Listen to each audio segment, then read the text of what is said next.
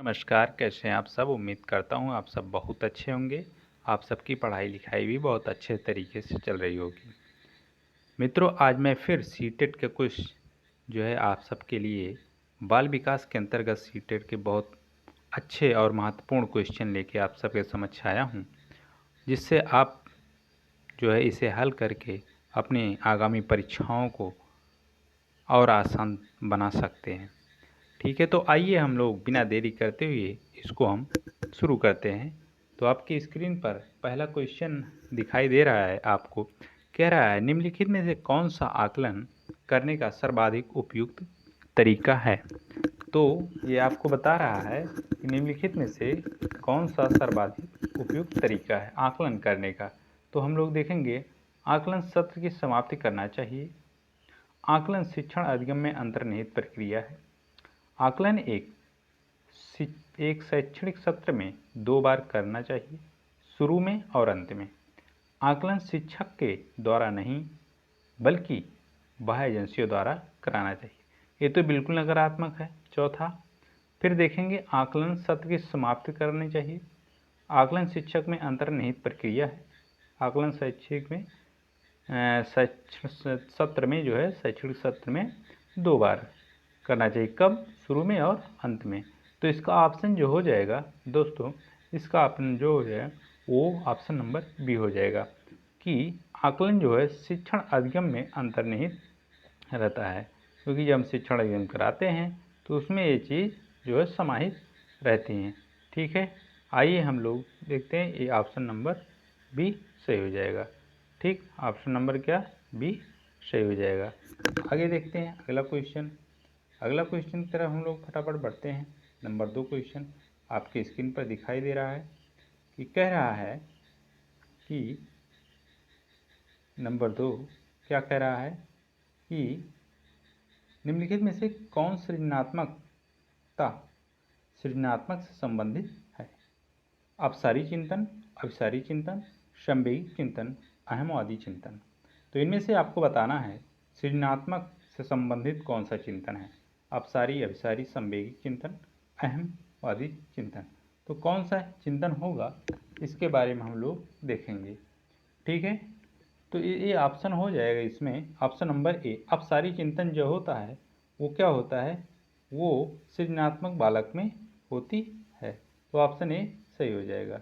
ठीक है, तो हम लोग आगे बढ़ते हैं, तीसरा क्वेश्चन की तरफ देखते हैं। तीसरा क्वेश्चन क्या कह रहा है, आपकी स्क्रीन पर तीसरा क्वेश्चन है।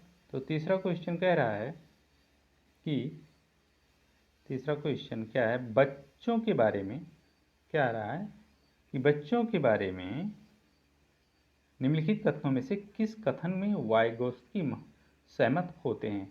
कौन? वाइगोत्स्की सहमत होते हैं। ये मनोवैज्ञानिक हैं वाइगोत्स्की महोदय।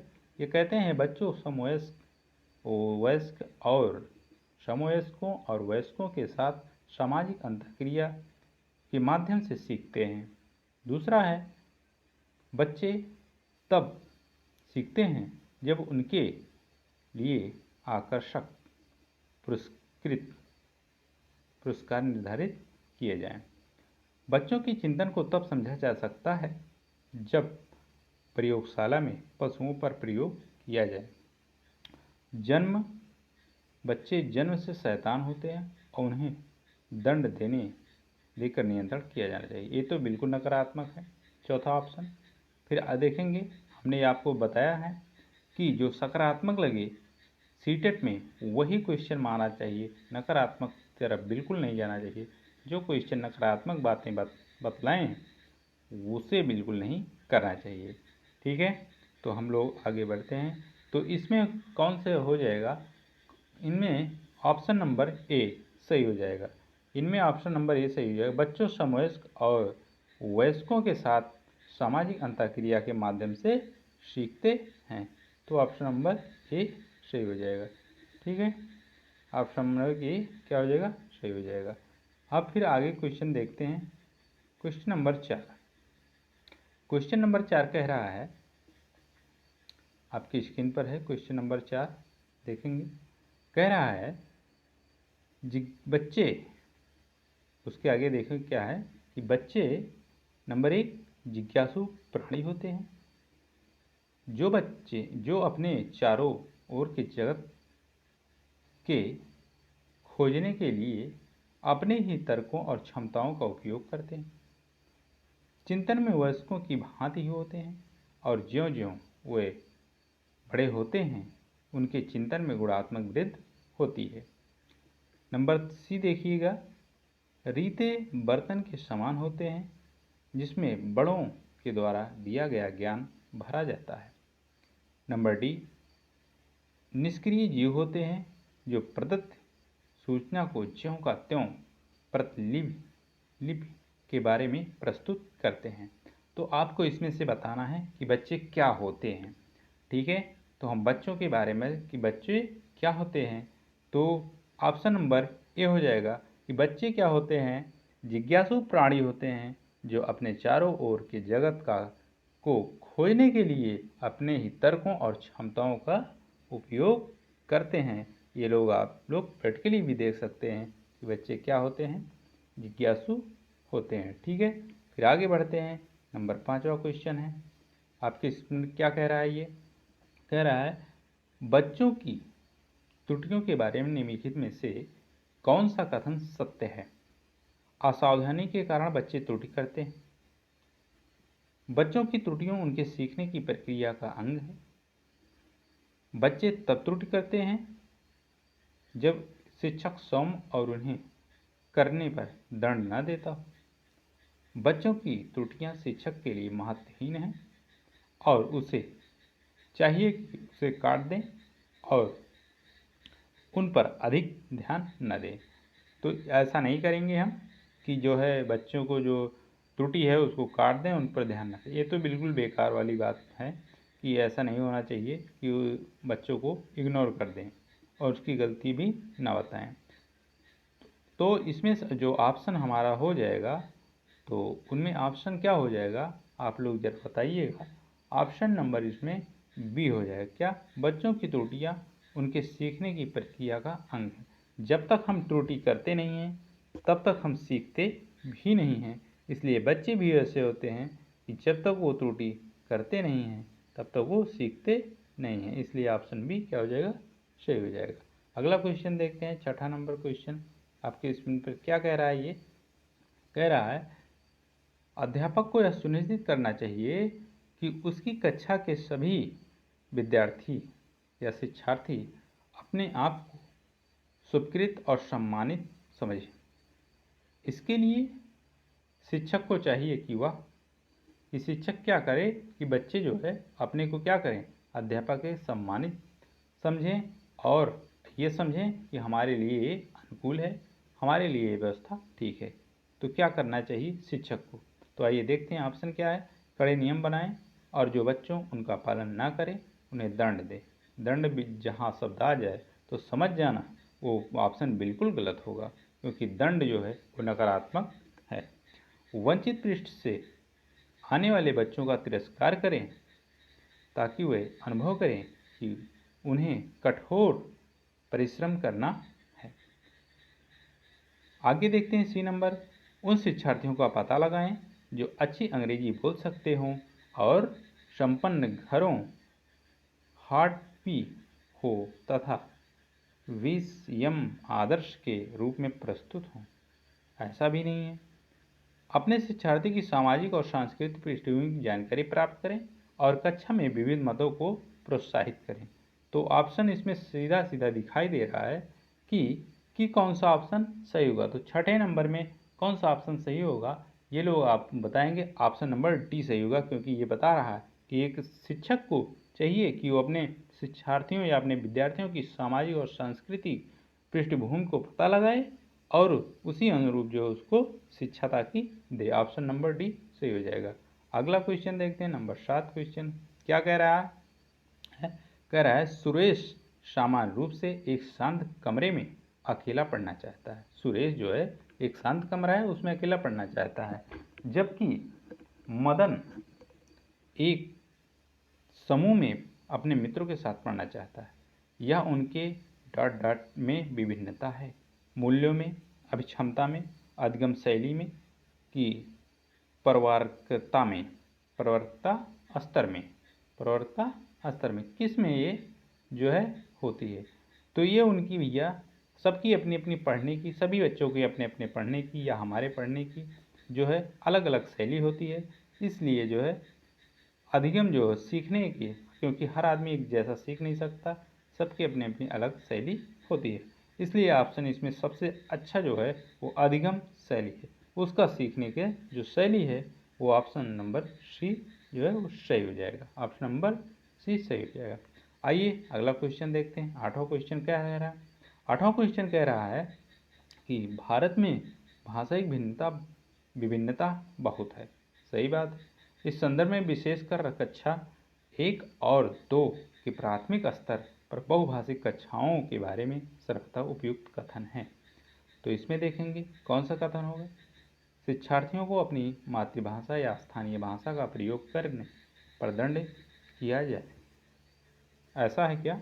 जहां मैंने कहा दंड शब्द आ जाए वहीं समझ जाना ये ऑप्शन गलत होगा, क्योंकि हमें ऑप्शन सकारात्मक ढूंढना, नकारात्मक नहीं। बी नंबर देखते हैं। विद्यालय में उन्हीं बच्चों को प्रवेश दिया जाए जिनकी मातृभाषा वही हो जो शिक्षा के लिए अपनाई जा रही हो।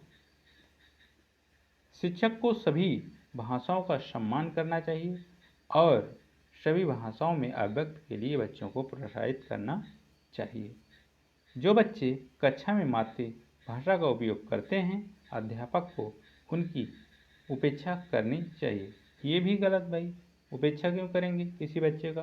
तो इसमें से ऑप्शन जो सबसे उपयुक्त ऑप्शन हो जाएगा वो आप लोग जरा अपने मन में कैलकुलेशन करें। तो इसमें सबसे उपयुक्त जो ऑप्शन हो जाएगा ऑप्शन नंबर सी, शिक्षक को सभी भाषाओं का सम्मान करना चाहिए, सभी भाषाओं को अभिव्यक्ति के लिए बच्चों को क्या करना चाहिए? प्रोत्साहित करना चाहिए।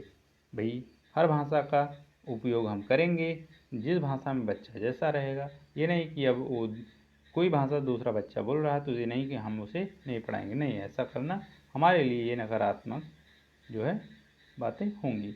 अगला क्वेश्चन है, प्राकृतिक पोषण विवाद में प्रकृति से क्या अभिप्राय है?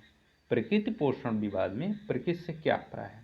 हमारे आसपास का वातावरण है, जबकि विशेषताएं एवं अंशागम सूचनाएं हैं। नंबर सी, एक व्यक्ति की मूल प्रतीत है। नंबर डी, भौतिक और सामाजिक संसार की जटिल शक्तियाँ। तो इसमें से ऑप्शन क्या हो जाएगा? इसमें से ऑप्शन जो हो जाएगा वो ऑप्शन नंबर बी हो जाएगा, जैविक विशिष्टताएं या वंशानुक्रम। यही प्रकृति है। प्रकृति की क्या अभिप्राय है कि जैविक विशेषताएं या वंशानुक्रम सूचनाएं होनी चाहिए। ठीक, तो ऑप्शन नंबर इसमें बी सही हो जाएगा। ठीक है, आगे बढ़ते हैं। नंबर 10 क्वेश्चन आपके स्क्रीन पर आ गया है। तो ये है, क्या कह रहा है? जनसंचार माध्यम सामाजिकरण का एक माध्यम महत्वपूर्ण बनता जा रहा है। सही बात है, जनसंचार का जो माध्यम है वो सामाजिकरण का एक महत्वपूर्ण माध्यम बनता जा रहा है। नीचे कथनों दिए गए कथनों में कौन सा सबसे उपयुक्त कथन है? तो आपको बताना सबसे उपयुक्त कथन कौन सा है। तो संचार माध्यम पदार्थों के विज्ञान और विक्रय के लिए एक अच्छा माध्यम है। नंबर बी, सामाजिकरण केवल माता पिता और परिवार के द्वारा किया जाता है। नंबर सी, संचार माध्यम जनसंचार माध्यमों की पहुंच बढ़ रही है और जनसंचार माध्यम आवृत्तियाँ, मूल्यों, विश्वासों को प्रभावित करता है। बच्चे संचार माध्यमों के साथ प्रत्यक्ष रूप से अंतःक्रिया नहीं कर सकते। तो इसमें से सबसे अच्छा ऑप्शन कौन आपको लग रहा है? तो इसमें से हम बताएंगे कि ऑप्शन नंबर सी हो जाएगा, जनसंचार माध्यमों की पहुंच बढ़ रही है और जनसंचार के माध्यम आवृत्तियाँ, मूल्यों और विश्वासों से प्रभावित होती हैं। देखिए सीटेट में एक चीज़ और है कि अगर क्वेश्चन आपको नहीं आ रहा है, ये तो एक ट्रिक है, और जो सबसे सकारात्मक दिखाई दे वही आपको लगाना है। ठीक, तो इसमें ऑप्शन सी सही हो जाएगा। अगला क्वेश्चन देखते हैं, क्वेश्चन नंबर 11 क्या कह रहा है? बच्चे किस प्रकार सीखते हैं? बच्चे किस प्रकार सीखते हैं? नीचे दिए गए कथनों में से कौन सा इस प्रश्न के विषय में सही नहीं है? इस बार आपको ध्यान देना है कि इसमें बोल रहा है सही नहीं है। बच्चे केवल कक्षा में सीखते हैं। बच्चे तब सीखते हैं जब वो संज्ञानात्मक रूप से तैयार हों। ये बात एकदम बिल्कुल सही है। बच्चे अनेकों प्रकार से सीखते हैं। ये भी सही है भाई, कई प्रकार से बच्चे होते हैं, कई प्रकार से सीखते भी हैं। बच्चे सीखते हैं क्योंकि वो स्वाभाविक रूप से प्रेरित होते हैं। ये भी सही है, जब प्रेरित होंगे तभी तो सीखेंगे। तो ऑप्शन नंबर बी, सी और डी तीनों सही हैं।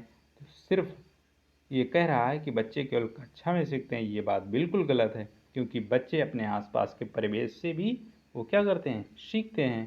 तो इसलिए ऑप्शन ए इस सही हो जाएगा। ये नकारात्मक आपकी बात पूछा था, ऑप्शन ए सही हो जाएगा।